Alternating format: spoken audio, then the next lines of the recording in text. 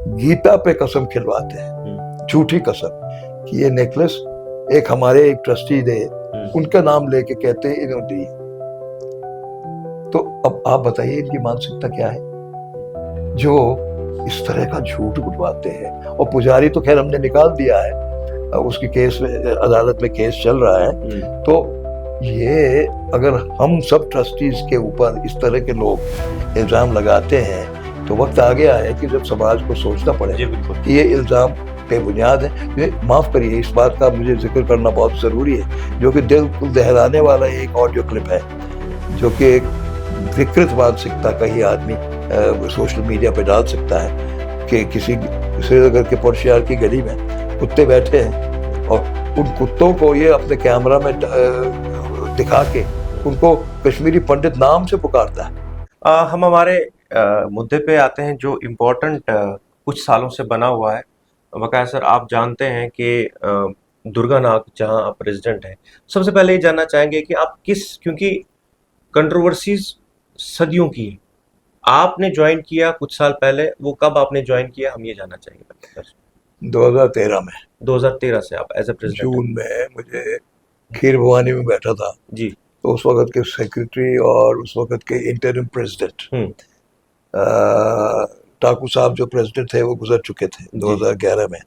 उसके बाद interim president बनाया गया था प्रेमलता जी बख्शी। वो आए मेरे पास, उन्होंने कहा साहब को यार हालात खराब है, आप संभाल लो। मैंने कहा मैं नहीं संभालूंगा, मुझे नहीं पता। लेकिन उससे पहले अखबारों में आ रहा था जी कि दुर्गा नाग एक एसेट है कम्युनिटी का, इसमें पता नहीं क्या गड़बड़ हो रही है, इसमें कुछ देखभाल होनी चाहिए। तो मैं एमएलसी था, फिर मैंने सोचा एज एन एमएलसी मेरा दायित्व तो बनता है जी बिल्कुल कि कुछ देर के लिए अगर मैं इसको संभाल पाऊँ तो आगे आके कहूँ। मैंने उनको कहा कि अच्छा, if there is unanimity among the trustees, मैं आता हूँ। तो तीसरे दिन उन्होंने एक ऑर्डर दे दिया मुझको, आपको प्रेसिडेंट बनाया। फिर वहां जाके मुझे लगा कि यहाँ पे 7 ट्रस्टीज हैं, उनमें 2-3 ग्रुप्स बने, इनमें झगड़ा हो रहा है। अच्छा। तो एक दूसरे को मानता नहीं, झगड़ा किस बात पे हो रहा है। एक आदमी जिसको कहते थे ये टेनेंट है, उसको ट्रस्टी बनाया गया था। तो सेक्रेटरी ने कहा कि मैं इसको ट्रस्टी नहीं मान सकता। तो उसी झगड़े में अदालतों में गए, इधर उधर गए, तनख्वाहें बंद हो गई मुलाजमों की, काम चला नहीं, बुकिंग कम हो गई, टेनेंट्स और जो थे वो रेंट नहीं देना किया। तो मैंने सारा कुछ देख के मैंने कहा अब मुझे दूर रहना है इस चीज से जब तक कि तनाज़ा ठीक नहीं होगा। फिर बहरहाल कुछ मध्यस्थता हुई, कुछ लोगों ने की। उसमें ये हुआ कि जो ये ट्रस्टी जिसको मानते नहीं थे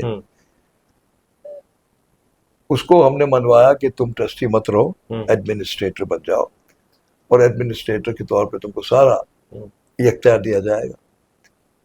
उनको घर बुलाया मैंने जी, उनसे डिस्कशन किया। 1 घंटे के बाद वो मान गए एडमिनिस्ट्रेटर। ऑर्डर हमने निकाला, उन्हीं के दफ्तर से टाइप होके आया और मैं निकल गया एडमिनिस्ट्रेटर। उसके बाद फिर ये सारे ट्रस्टीज मिलके जी फिर से मुझे एक रेजोल्यूशन के दौरान ट्रस्टी बना दिया, क्योंकि झगड़ा खत्म हो गया था। जी जी। मगर ये झगड़ा थमा नहीं। जो सेक्रेटरी साहब थे वो कोर्ट में गए। ये कैसे बन गया जी? तो ये सारा निपटते टाइम हो गया। जो एडमिनिस्ट्रेटर जिसको बनाया उसको हालांकि मान भी गया था, वो चला गया बाहर। फिर बाहर से लौटा तो वो आप एंटी ट्रस्ट एक्टिविटीज करने लगा। हमने धीरे धीरे थोड़ा सा संभालना शुरू किया और मुलाजमों को तनख्वाहें दी कि अपनी क्रेडिबिलिटी बढ़ा के टेनेंट से किराया देना शुरू किया। तो उसके बाद फिर एंटी ट्रस्ट एक्टिविटीज के लिए इनको निकाल भी दिया गया, जो ये एडमिनिस्ट्रेटर थे, क्योंकि उन्होंने काम नहीं किया। हम लोग धीरे धीरे जब तक और ये मैंने उनको सेक्रेटरी बनाया था, ये सेक्रेटरी बनाया था, उनसे काम लेते थे हम। दूसरा ग्रुप हमारे खिलाफ ही था, हम लोग चला रहे थे। तो फिर इनको निकाल देना पड़ा।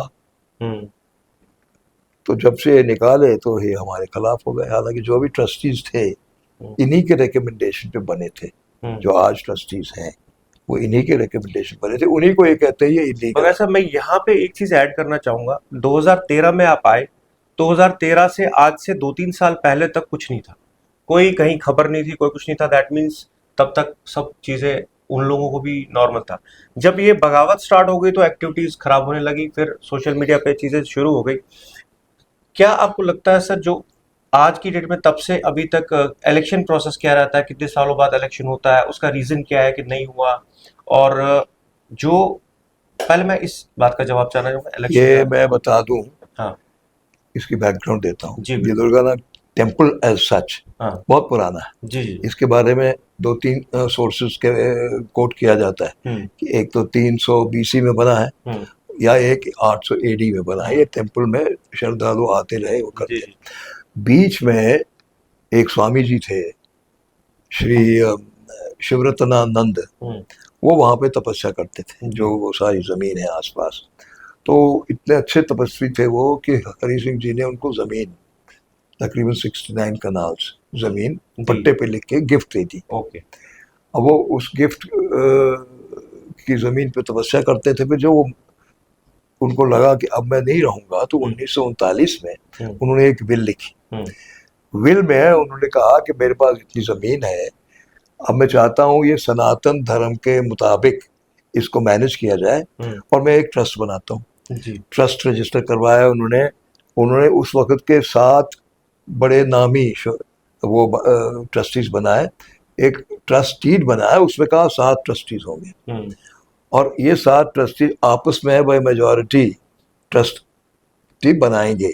अगर एक वैकेंसी हो गई तो उसको फिलअप करने के लिए मेजॉरिटी से बनाएंगे। राइट। और ऐसे ही ये चलता रहा।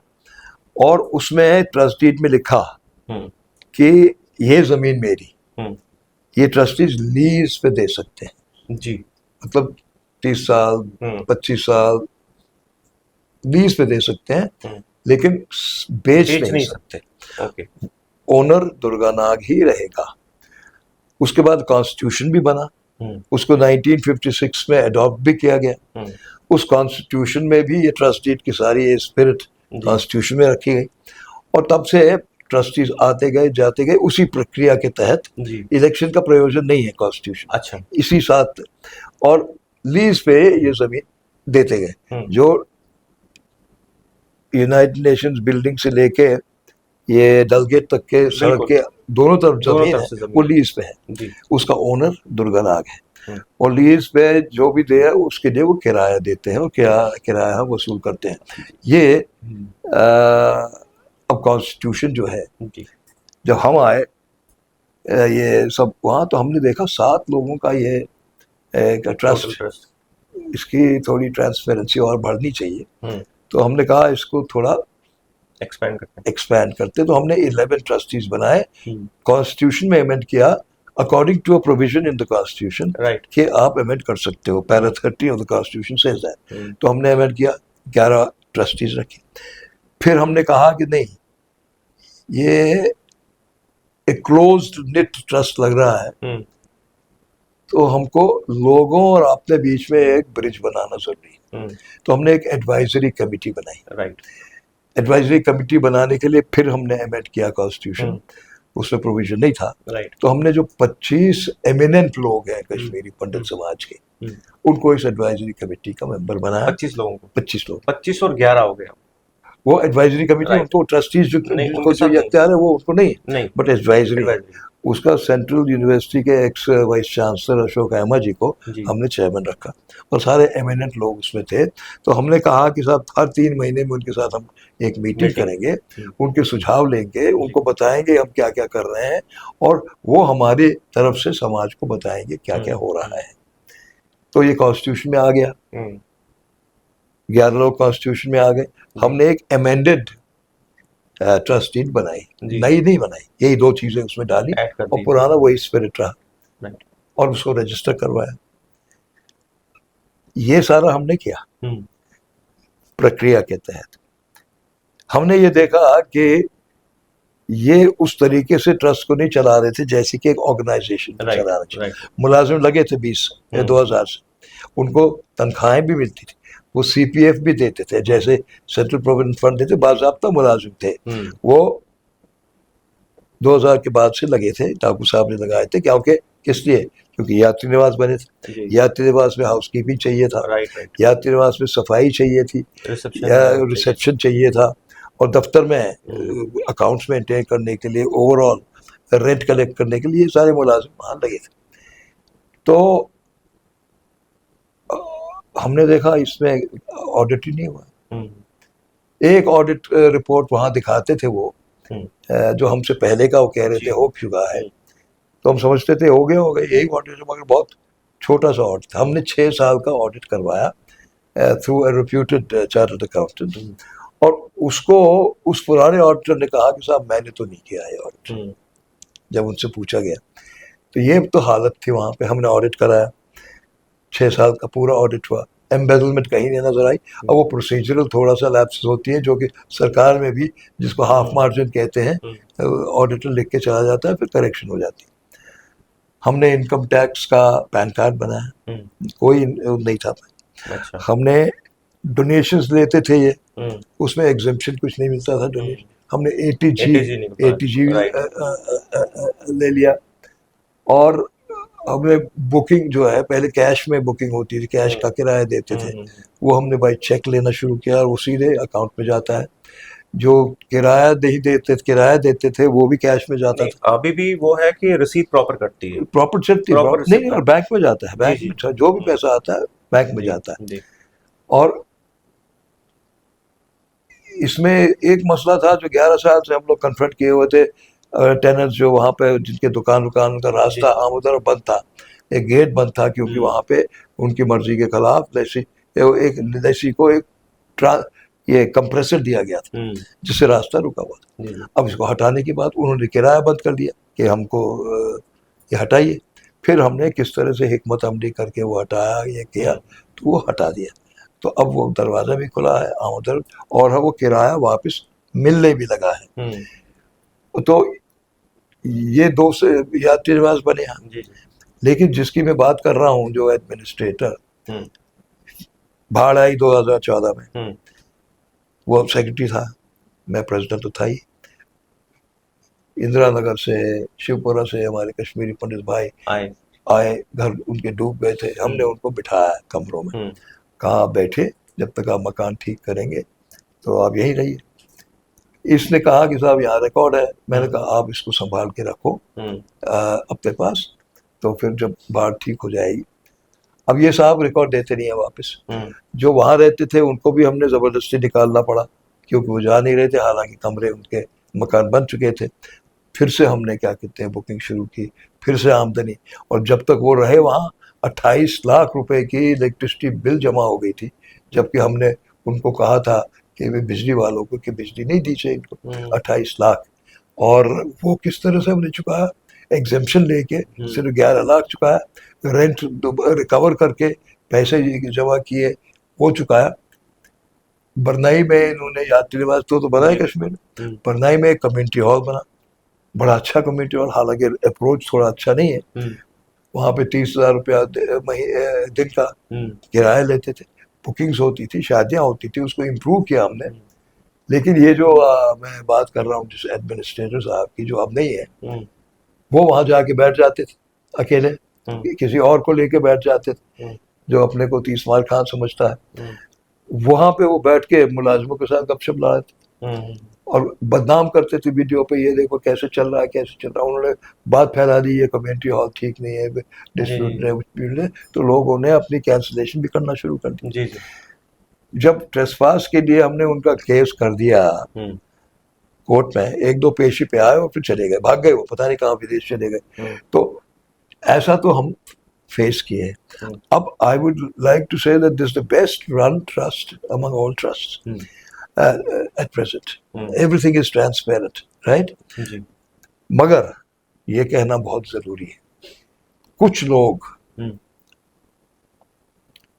जिनकी अपनी कोई पहचान नहीं है समाज में, जिन्होंने कोई कुछ कंट्रीब्यूट नहीं किया है, न माइग्रेशन के दौरान न माइग्रेशन के बाद, वो हमारे ट्रस्टीज पे, जो कि सारे रिस्पेक्टेबल लोग हैं, कोई चीफ रह चुके हैं इंश्योरेंस कंपनी में, कोई रह चुके हैं डायरेक्टर फॉरेंसिक लेबोरेटरी, कोई रह चुके हैं एसएसपी रैंक में, रिटायर हुए हैं, जी कोई चीफ आर्किटेक्ट रह चुके हैं।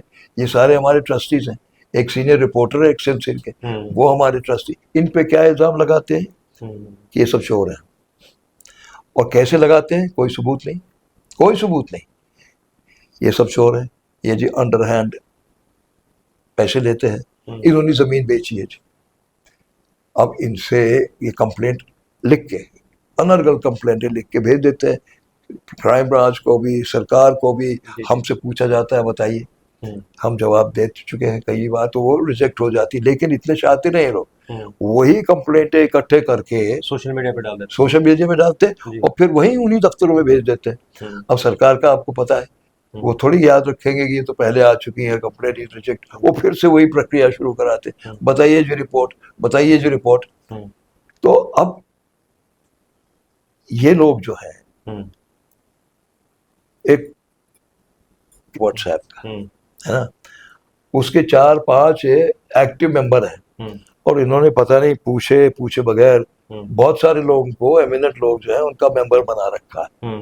लेकिन लिखते और वीडियो क्लिप्स ये इधर उधर डालते यही लोग हैं, और बाकी लोग पता नहीं, वो कुछ नहीं कहते, सबूत दो, सच बोल क्या है क्या नहीं है। और जब हम देते हैं हमारी को कोई जवाब नहीं मिलता। दिमाग में अब ये कश्मीरी पंडित कौम ही में नहीं, सब कौम में कुछ लोग ऐसा होते हैं जिनकी सिर पे पगड़ी नहीं होती है। मैं मेटाफोरिकली बोल रहा हूँ, पगड़ी एक इज्जत की निशान है, लेकिन जिसकी पगड़ी होती है उसकी उछालते फिरते हैं, they have nothing at stake. और ये लोग वही सबकी पगड़ी उछालते फिर रहे। और अब एक और पता नहीं कौन डॉक्टर साहब आ गए हैं मैदान, वो ऐसी अनर्गल बातें करने लगे हैं, अब तो खैर एक्सपोज हो गए।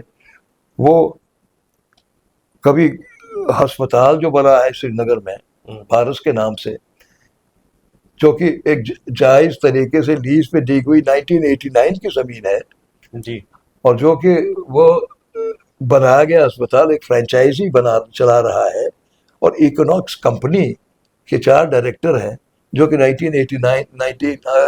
2010 से चली आ रही है। वो उसके ओनर, लीज पे दिया है उन्होंने, ओनर हम हैं। उस अस्पताल की इमरजेंसी गेट पे खड़े होकर उन्होंने रास्ता बंद कर दिया। वहां की दीवारों के ऊपर चिपक के बैठ गई, ये हमारी जमीन है। तो अरे, और दूसरी तरफ अलाव करके बोलते हैं रेकन्सिलिएशन। ये रेकन्सिलिएशन है क्या? ये शहर के अंदर एक बड़ा सुपर स्पेशलिटी हॉस्पिटल है, लोगों को एक सहूलियत मिली हुई है, जिनको सौरा जाना पड़ता था वहां जाना पड़ता, यहाँ मिली हुई है। उसी को ये लोग कह रहे हैं कि ये हमारी जमीन पर। कौन सी तुम्हारी जमीन?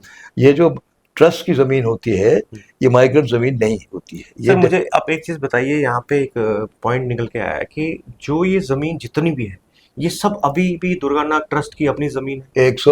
140 लेसीज हैं ये सारा। हाँ, वो उनके सारे मालिक दुर्गानाग हैं, वो हमको किराया देते हैं। बट किराया में एक प्रॉब्लम है कि जो पेट्रोल पंप भी है, हमें पता लगा कि वो अभी किराया नहीं दे रहे हैं, बहुत समय से किराया नहीं दे रहे। पेट्रोल पंप बत्रा के साथ जो पेट्रोल पंप है, नहीं, देखिए किराया देने वाले तो बहुत सारे हैं जो टेनेंट हैं यात्री निवास में, और माफ करिए उसमें ये कहना मुझे शर्म आ रही है, ज्यादा वो है जो कि हमारी कम्युनिटी के हैं जो किराया नहीं दे रहे।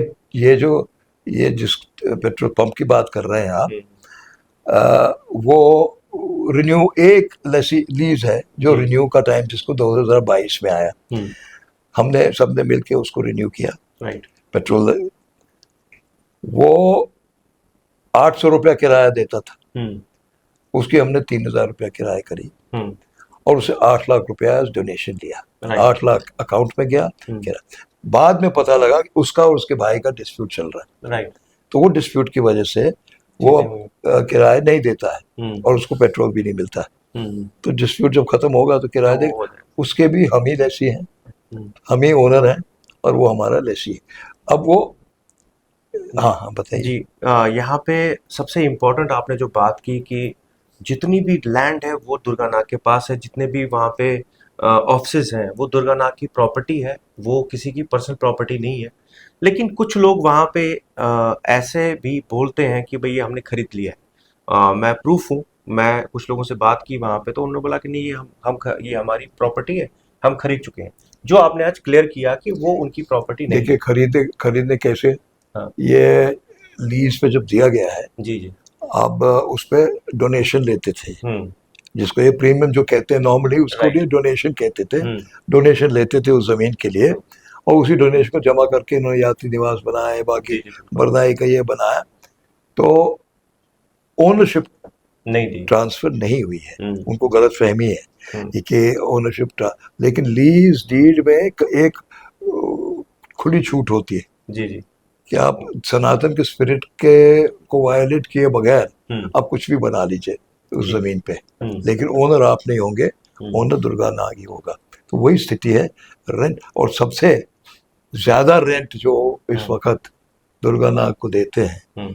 वो वही देते हैं जो कि पारस को, हॉस्पिटल। एक पारस हॉस्पिटल जो फ्रेंचाइजी है, हम्म। जिसको ये इक्विनॉक्स, हम्म। जिसके 4 डायरेक्टर हैं, हम्म। वो हमें तकरीबन 13.25 लाख साल का किराया देते हैं। हम्म।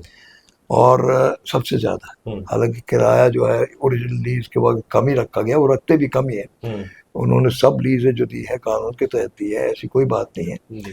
हमने प्रेजेंट मैनेजमेंट में कोई नई लीज नहीं दी है, हम्म। कोई नई लीज नहीं दी है, और वो सारी लीज पहले की गई पहले की। दी गई है। हमने जैसा कहा सिर्फ एक लीज रिन्यू की है, हम्म। और अब हम अपनी जगह बैठ के ये समझते हैं कि किराया जो ले रहे हैं हम शायद कम है, हम्म।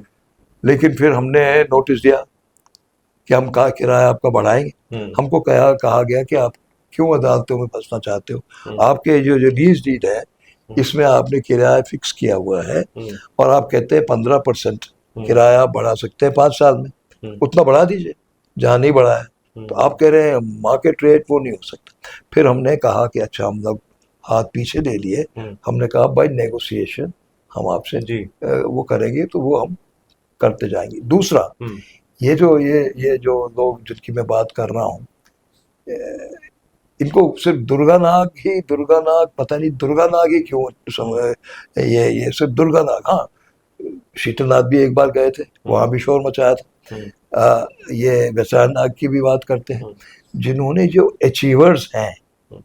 हमारे समाज के, उनको अनर्गल बात करते हैं। ये क्यों करते हैं? दुर्गा नाग के लिए इतने परेशान क्यों हैं? मैं समझता हूँ कि कभी हमारे आने से पहले हम्म। दुर्गा नाग से इनको कुछ मिलता रहा होगा, जिसकी वजह से ये परेशान है कि अब नहीं मिलता। दुर्गा नाग इनकी गले में एक हड्डी अटका हुआ है, ये ना इसको उगल सकते हैं ना निकल सकते हैं, बस चीखते रहते हैं चोर है चोर, और सबूत मांगे, सबूत है नहीं इनके पास। तो अब अग्निशेखर जैसे हैं जी जी। हमारे लीडर हैं। लीडर वो होता है जो ख्वाब दिखाता है। हम्म।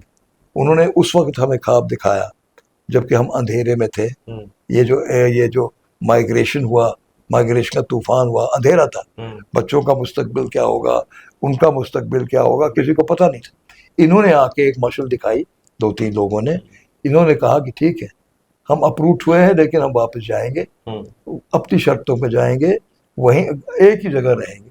तो ये एक उम्मीद बंधाई जी कि जी। सब कुछ खोया नहीं है, और वो एक बहुत बड़ा कारनामा था उस वक्त, जी जी। कि ये अभी भी वो जो एक जगह बसने वाली बात है, वो दिमाग में साइकी में अभी बसी हुई है, बिल्कुल। जो एक उम्मीद बांधे होती है। अब उसको ये गालियां देते हैं, और बाकी जो अचीवर्स हैं उनको गालियां देते हैं। वो जानकी नाथ कौल साहब पद्मश्री जो दिल्ली में फरीदाबाद में इतना काम किया, उनको गालियां देते हैं। और ये क्या कहते हैं, कहीं पे श्रीनगर दिल्ली में इनकी पिटाई भी होती रहती है। तो ये भी कहूँ कि ये जो डॉक्टर साहब आए हैं मैदान में, ये एक ज़माने में हमारे आने से पहले ये दुर्गा नाम में एडमिनिस्ट्रेटर थे, एडमिनिस्ट्रेटर बनाया था इनको। अच्छा। फिर इनको पता नहीं इधर उधर की ये होगी, इनको ज़बरदस्ती निकाल दिया गया। और ये 2 वीडियो मैंने देखे, वीडियो क्लिप्स जो इन्होंने डाले हैं फेसबुक पे, एक ही साधु की 2 वीडियो। एक पुजारी है जिसको हमने निकाला है, उसको उन्होंने कहा है, वो बोल रहा है कि साहब 13 में यहाँ पे चोरी हुई थी, तो यहाँ कुत्ते उत्ते आए थे, वो तो सूंघने वाले, वो चोरी उसी वक्त हुई जब ये डॉक्टर साहब वहाँ एडमिनिस्ट्रेटर थे। एफआईआर हुआ लेकिन इन्वेस्टिगेट नहीं हुआ, तो उसका पता नहीं है नेकलेस का। दूसरी बार 2023 में हमने डेटी को साफ करने के लिए बाहर से मंगाए कारीगर, डेटी को साफ किया। साफ करने से पहले उसके सारे वस्त्र इकट्ठे करके, उसके हार इकट्ठे करके रखे।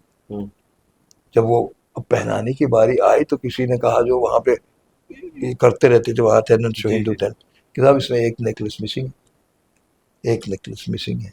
तो हमने इमीडिएटली एफआईआर कर दिया, और हमारी जो वहाँ पे मुलाजिम है मैनेजर, उन्होंने इनसे बात करके ये हमसे कहा कि साहब ये कहते शायद इसी ने लिए, पुजारी, ये भाग गया बिहार, इसके साथ बात हुई तो ये कहता हाँ मेरे पास है, लेकिन ये गलती से आई है।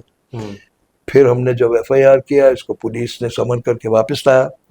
वापस लाया, वापसी पे तफ्तीश हुई, इससे नेकलेस ली, नेकलेस कोर्ट के जरिए पुलिस ने हमको वापस दी, और हमें इत्मीनान दिलाया कि वही नेकलेस है जिसकी चोरी हुई है, और हमने बड़े संस्कारों के मुताबिक उसको वापस पहनाया। अब पुजारी से ये डॉक्टर साहब जो है गीता पे कसम खिलवाते हैं, झूठी कसम, कि ये नेकलेस एक हमारे एक ट्रस्टी थे, उनका नाम लेके कहते हैं इन्होंने दी। तो अब आप बताइए इनकी मानसिकता क्या है, जो इस तरह का झूठ बुलवाते हैं। और पुजारी तो खैर हमने निकाल दिया है, उसकी केस में, अदालत में केस चल रहा है। तो ये अगर हम सब ट्रस्टीज के ऊपर इस तरह के लोग इल्ज़ाम लगाते हैं, तो वक्त आ गया है कि जब समाज को सोचना पड़ेगा कि ये इल्ज़ाम बेबुनियाद है। माफ़ करिए, इस बात का मुझे जिक्र करना बहुत ज़रूरी है, जो कि दिल को दहलाने वाला एक ऑडियो क्लिप है, जो कि एक विकृत मानसिकता का ही आदमी सोशल मीडिया पे डाल सकता है, कि किसी श्रीनगर के पुरशहर की गली में कुत्ते बैठे हैं, और उन कुत्तों को ये अपने कैमरा में दिखा के उनको कश्मीरी पंडित नाम से पुकारता है, ये रोशन लाल है, ये जगन्नाथ है, ये वो है, ये है, और ये सोशल मीडिया पे डाल देता है। ऐसी मानसिकता को क्या कहेंगे? और इसी को तालियां बजाते हैं लोग कि ये जो इतना इल्जाम लगा रहा है। अरे ये सारे जो ट्रस्टीज हैं, इनकी इमेज साफ सुथरी हमेशा रही, और मुझ पे तो कोई उंगली कभी किसी ने उठाई नहीं। मैंने सिर्फ अपने बाप को इजाजत दी, अगर आपको उंगली उठानी हो मैंने गलती की तब, और किसी को नहीं दी। मगर ये मुझे चोर बोलते, ये मुझे बोलते हैं पैसे लेता है। अरे इस आदमी को हम लोगों ने अपना टॉर्च बियरर बना रखा है, 4 आदमियों, किसी को भोपाल में ढूंढ रहे हैं, किसी को कहीं ढूंढ रहे हैं, और ये टॉर्च बियरर है, हमने उन्हीं को लीडर मान रखा है। कभी एसी की बसों में ले जाते हैं लोगों को, कभी क्या कहते हैं वो वाइन शॉप के साथ बैठ जाते हैं, कभी ये तो हमें मानना पड़ेगा। समाज हमारे अचीवर्स को ये गाली देते हैं। So we have to come together as a community and throw these viruses out. मैं आपसे ये जानना चाहूँगा कि एक ऑडियो बहुत कुछ समय पहले, मुझे लगता है 5-6 महीने से ज़्यादा समय हुआ, और उन्होंने बोला कि यहाँ पे जी मुझे निकाल दिया, मुझे बोला निकलो यहाँ से। फिर हमने भी अपनी पड़ताल की, हमें ये पता लगा कि जैसे मैं वहाँ बुकिंग करूँगा, 1 हफ्ते से ज़्यादा बुकिंग नहीं मिलेगी। एज पर रूल्स वहाँ पे 1 हफ्ता ही रहना होता है, क्योंकि उनकी एक्स्ट्रा बुकिंग्स आ जाती हैं, तो सबको मौका मिलना चाहिए रहने के लिए। लेकिन वो पंडित जी बोलूँगा कि पंडित जी थे, नाम नहीं लूँगा, उन्होंने एक ऑडियो डाल दिया। ये बिना सोचे समझे आप सबको बदनाम करने की वो एक और कोशिश थी कि जी मुझे धक्के मार के निकाल दिया। तो जब मैंने खुद की बुकिंग की, मुझे भी ये बोला गया कि 1 हफ्ते से ज़्यादा नहीं मिल सकता, आप चाहे कुछ भी कर लें, यहाँ पे बुकिंग होती है 1 हफ्ते से ज़्यादा। अब मेरी सिफारिश बहुत थी, मैं चाहता तो मैं सिफारिशें भी लगाता, लेकिन सिफारिश से कुछ नहीं होता। वहाँ मैंने एक चीज़ देखी, नोटिस की कि काम प्रॉपर हो रहा है। क्या कहेंगे उस बारे में आप? जब वो एक सोशल मीडिया पे भी वो ऑडियो स्टार्ट हो गए थे, उसके बाद कुछ लोगों ने वहाँ के फीमेल एम्प्लॉयज को कॉल करके भी हैरास करने की कोशिश की, उनसे गलत बुलवाने की कोशिश की, फिर वो ऑडियो भी डाल दिया सोशल मीडिया पे। ये मोटिवेटेड है। मुझे लगता है कि इन महानुभावों के कोई न कोई, जिसको अंग्रेजी में मोल बोलते हैं ना, इन सभी मंदिरों में, इन सभी जगहों पे है, जो कि इनको किस प्रलोभन पे ये नहीं कह सकते, कोई ना कोई गलत इन्फॉर्मेशन देता रहता है, जी जी। जिसको ये फिर फैलाते रहते हैं। हम्म, अब एक इल्ज़ाम इनका ये है कि साहब वहाँ से मुस्लिम मुलाजिम रहे हैं, हम्म, कितनी भद्दी बात है। हम्म, यहाँ से रिकन्सिलिएशन की बात करते हैं। हमने भी ये देखा, जब शोर सुना तो हमने 5 नॉन मुस्लिम एम्प्लॉय वहाँ लगाए। हम्म, एक जनरल मैनेजर लगाया जो तनख्वाह नहीं लेता, हम्म, बाकी हमने लगाया, जनक लगाया, बीना लगाई, मक्खन हाँ लाल, बिल्कुल। बंसी लाल लगाया, रतन लाल लगाया। ये हम्म, सब वहाँ पे हैं, इकट्ठे मिलकर काम कर रहे हैं। ये कह रहे हैं सिर्फ मुसलमान मुलाजिम। ये और दूसरा, ये जो ये बीच बीच में ऑडियो देते हैं, हम्म, ये सब गलत है। ये हम जब हम यहाँ आता है तो हम भी उनको हिदायत देते हैं, ये इस तरह का मौका क्यों मिलता है इनको, इस तरह का कह क्या आप। हमें पता लगता है कि इतना कुछ नहीं है जितना वो कहते हैं। और बहुत सारे, माफ़ करिएगा, वहाँ पे बैठे होते हैं, 700 रुपये हम किराया दिन का लेते हैं, रात का, जी 2 बेड के लिए, बिल्कुल। निकल जाते हैं। जो मुझे जानते हैं फ़ोन करते हैं, हमारा ऐसे किराया दो। हम्म, अब मैं क्या कहूँ उनको, किराया देनी है कि नहीं देनी है। बिल्कुल। वो रिसेप्शनिस्ट से कहते हैं कि मैं बकाया साहब को जानता हूँ, मैं किराया नहीं दूंगा। हम्म, वो मुझे फ़ोन करते, मैंने कहा अगर वो नहीं देगा तो मैं अपनी जेब से डालूंगा। हम्म, ये कैसे, क्या क्यों किराया 700 रुपये दे रहे हैं? टीवी मैं भी है, बिल्कुल बाथरूम भी है, प्रॉपर सब कुछ है। प्रॉपर बेडिंग भी प्रॉपर चेंज होती है वहाँ पे। मैं ये बता दूं कि मुझे भी किसी सोर्स से पता लगा कि ट्रस्टीज के नाम पे वहाँ पे जो जो लोग आते हैं वो उनको धमकाते हैं एम्प्लॉयज को कि अगर वहाँ पे रूम खाली नहीं है, वो बोलेंगे रूम खाली नहीं है तो, लेकिन तुमको धमकाया जाता है, आपको पता नहीं मैं इसको जानता हूँ, मैं अभी फोन करवाऊंगा, क्यों नहीं दोगे। वो रूम कहाँ से लाए जब रूम खाली नहीं है। टीआरएन हमेशा सच बात सामने लाएगा, सच बात करेगा। और आज जो हमने बोला, जो मैं एज अ टीआरएन बात कर रहा हूँ, ये प्रूफ है, मैं खुद इसका गवाह हूँ। सर, एक अंत में मैसेज दुर्गाना को लेके जो बातें पूरे समाज में बताई गई हैं, पूरे समाज को और नई जनरेशन को क्या एक मैसेज देना चाहेंगे आप? मैसेज ये देना चाहूँगा कि दुर्गानाथ का ट्रस्ट जो है हम्म, वो एक कॉन्स्टिट्यूशन के तहत चल रहा है, हम्म, एक ट्रस्ट डीड के तहत चल रहा है जो रिन्यू हुई है, और बहुत ट्रांसपेरेंटली चल रहा है। हम्म, और हम ट्रस्टीज की कोशिश ये है हम्म, कि जो कॉन्स्टिट्यूशन में है कि इस वक्त 11 ट्रस्टी चलाएंगे, हम्म, हम एक इलेक्टोरल कॉलेज बनाएं अल्टीमेटली, जी जी जी। और उसमें एक इलेक्टेड बॉडी बनाएं। हम्म, लेकिन जब तक हम पे इल्ज़ाम ये लगता रहेगा कि हम बूढ़े हैं, हम्म, हमें नहीं आता, तब तक हम इसको नहीं छोड़ेंगे किसी ऐसे लोगों के हाथ में जिनका कि एजेंडा मोटिवेटेड है, हम्म, एजेंडा पर्सनल है, जिनको कि कोई एक्सपीरियंस नहीं है किसी ऑर्गेनाइजेशन को बिल्कुल चलाने रन की। करना। उसको, उस कम्युनिटी एसेट को हम किसी भी सूरत में ज़ाया नहीं होने देंगे। हम्म, ये हमारी मैसेज है कि आप दुर्गानाग में 16 कमरे हैं जी। जिसमें हम पिलग्रिम्स को रखते हैं, हम्म, फर्स्ट कम फर्स्ट सर्व, इसमें बुकिंग एडवांस में भी होती है। जी जी। 4 डॉर्मेटरीज हैं, हम्म, सारा वो, और हमने टेम्पल जो प्रेमिसेस है स्मार्ट सिटी के तहत उसकी रेनोवेशन भी करवाई, जी जी। 48 लाख रुपया खर्च भी करवाया, उसमें पाथवे भी ठीक कराया। राइट। तो ये सब कुछ कराया, तो इसलिए ये मुझे कहने में कोई संकोच नहीं है कि ये ट्रस्ट अच्छे सेफ हाथों में है। और चाहे कोई कुछ भी कर ले, कह ले, वो सब गलत है, अनर्गल है। और मेरी तो यही राय है कि इस तरह की बातों पे विश्वास न करें। ये जो हम लोग कह रहे हैं, हम लोग क्रेडिबल लोग हैं, हम लोग पब्लिक लाइफ में बहुत साल रहे हैं, तो जो हम कहेंगे सोच समझ के कहेंगे। इन लोगों ने ना कागज़ पे दस्तखत किया है, ना इन्होंने कागज़ देखा है, ना इनको सरकारी प्रोसीजर का पता है। तो ये सिर्फ ये कहते हैं कि सारी कम्युनिटी चोर है, सब चोर हैं। तो आप खुद ही अंदाज़ा लगा दीजिए, अगर ये सबको चोर कहते हैं तो ये खुद क्या होंगे। तो ये टेबल के नीचे सब पैसे ले रहे हैं, ये इस तरह की अनर्गल बातें जी करते जी। हैं, इनको न सुना जाए। और ये इत्मीनान लेके चलें कि हमें कोई पर्सनल गर्ज नहीं है ट्रस्टीज़ को। हमको कि एक कम्युनिटी का एसेट एज अ ट्रस्ट मिला है, और शिवरतनानंद साहब की ज़मीन हम एज अ ट्रस्ट उसको चला रहे हैं on behalf the community. Right. It is not migrant property, it is not temple property, it is Shivaratanand's property, which has been managed over the years since 1939 by trustees, and the present trustees who are registered Right. legally. And there's no such thing as illegal trustees. They were they were talking about a court order, High Court का order. That has been dismissed.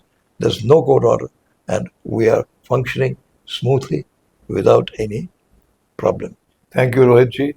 आपसे बातचीत करने में बड़ा अच्छा लगा, जी और आपने हमसे कुछ ऐसे सवाल पूछे जिनके जवाब के दौरान बहुत सारी सच बातें कही हमने, और मैं समझता हूँ कि जो गलतफहमियाँ कुछ लोगों ने पता नहीं क्यों इंस्टीट्यूशंस के बारे में, हमारे अचीवर्स के बारे में व्हाट्सएप पे फैलाई हैं, वो और बेबुनियाद फैलाई हैं, वो अब दूर हो जाएंगी। ये इस समाज को अपने बारे में एक फ़ख्र होना चाहिए कि जिस तरह से इन्होंने विस्थापन की पीड़ा को बर्दाश्त किया और विस्थापन के बाद अपने पैरों पे खड़े हुए और अपनी इज्जत से खड़े हुए।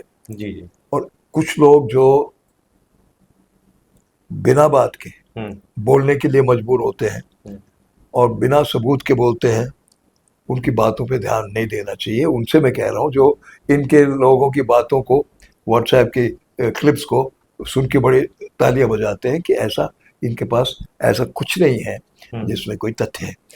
बाकी बातें हुई जी तो आपने मुझे मौका दिया, मैं आपका बड़ा मशकूर हूँ। लेकिन एक बात याद रखें ऐसा कि अब आप तैयार रहिए जी कि आपका ये इंटरव्यू वायरल तो होगा ही। जी जी आपको गालियाँ पड़ेंगी, आपको नाम बिगाड़ के आपको बतलाया जाएगा, जी जी मुझे भी कहा जाएगा। आपको याद होगा एक साहब ने तो किसी ने उनकी बातों का जवाब दिया, उसको छेदीराम बोल दिया। अब छेदीराम का क्या मतलब है ये नहीं पता, तो आपको भी ऐसा ही कुछ बोल देंगे वो। जी बिल्कुल। सर मैं आपको ये बताना चाहूँगा कि बहुत चीज़ें हुई इस दौरान, कुछ समय से तो ज़्यादा ही हो रही हैं, लेकिन द राइट न्यूज़ का सिर्फ एक ही काम है कि सच को सामने लाना। आपकी बात सामने लाना बहुत ज़रूरी था, क्योंकि समाज को तो पहले ये डाउट था कि आपने वो प्रॉपर्टी सोल्ड आउट की, वो आज क्लियर हुआ कि वो सोल्ड आउट नहीं है, आपने बताया। तो बहुत सी चीज़ें ऐसी थी कि जो समाज के सामने लाना ज़रूरी था। मैं तहे दिल से आपका शुक्रिया अदा करता हूं कि आपने अपना समय निकाला और हमारे ऑफिस आए और आपने हमें आशीर्वाद भी दिया और अपनी बात समाज तक रखी। और आपकी जो अचीवमेंट्स हैं 90s से पहले, जब आप कश्मीर में आपकी पहली पोस्टिंग हुई थी, तब कैसे आपने जनता के लिए खुद अपने आप जख्म खाए, आपके ऊपर लाठियां बरसी, लेकिन आपने एक भी मौका नहीं दिया। अगर आप उस टाइम चाहते तो आप ऑर्डर देते गोलियां, तो पता नहीं कितने लोग वहां पे घायल भी हो सकते थे, उनकी डेथ भी हो सकती थी, लेकिन आपने वो नहीं किया। और उसके बाद 90s के बाद आप काम करते रहे समाज के लिए। कुछ ऐसी चीजें जो शायद हमारे व्यूवर्स को पता नहीं होगा, अपनी गाड़ी में बर्फ वहां पे डाल के वो लेके गए। आप ऑर्डर कर सकते थे, आप बोल सकते थे जाके ले जाओ। एंटी वेनम जो सांप के डसने से, बिच्छू के डसने से, वो आपने मंगवाई। बहुत काम किया आपने समाज के लिए।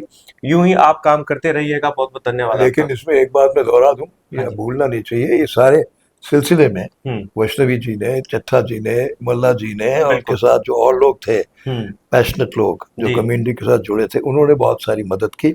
उसकी वजह से इस तूफान को जो उमड़ गया हम संभाल पाए। नहीं तो, और एक इत्तेफाक है, अगर मैं नहीं होता उनकी कम्युनिटी में से, जी जी जी, और शायद अजगशेल अतमुट, बिल्कुल बिल्कुल, तो वो एक इत्तेफाक था कि हम लोग इकट्ठे मिलके, और 1 साल में रहा। उसके बाद मैंने कहा अब मैंने अपना फर्ज अदा कर लिया, अब मैं जाता हूँ।